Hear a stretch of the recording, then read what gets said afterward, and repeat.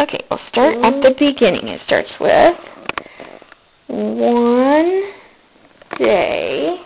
James had to wait at the station till Edward and his turn came in.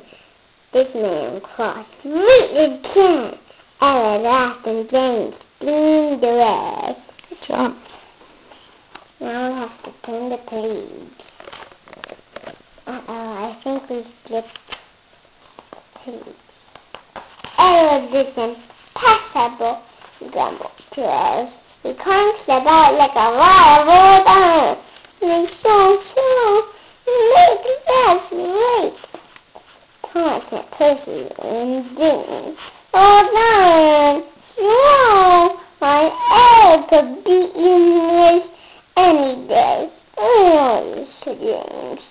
I would like to see him too. Next morning, James's driver came back to the yard. James was impatient.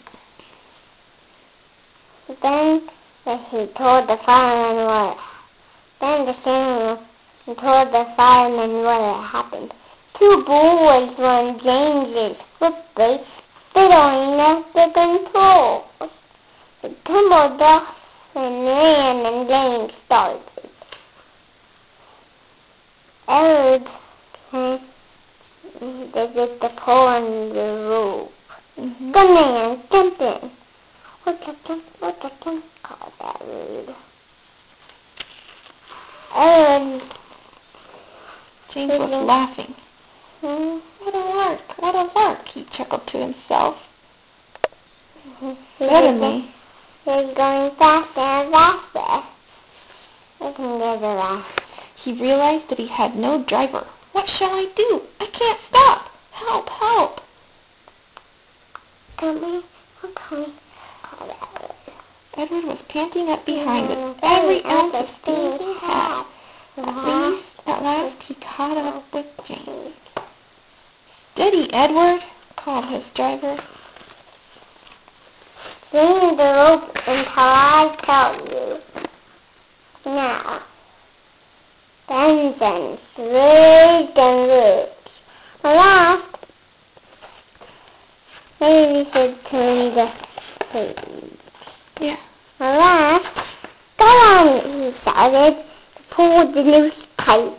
Gently breaking, Edward's driver kept down the speed.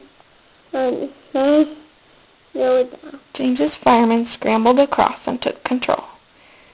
So, the old iron caught you after all, chuckled Edward. I'm sorry, whispered James. Thank you for saving me. You were splendid, Edward. That's all right, said Edward. The engines arrived at the station side by side. Sir Topham Hatt was waiting. A fine piece of wood, he said. When you can rest, then take your turn. I'm proud of you, Edward. You should go to the works and have the wooden pots mended. Oh, thank you, sir. It'll be lovely, not the clank.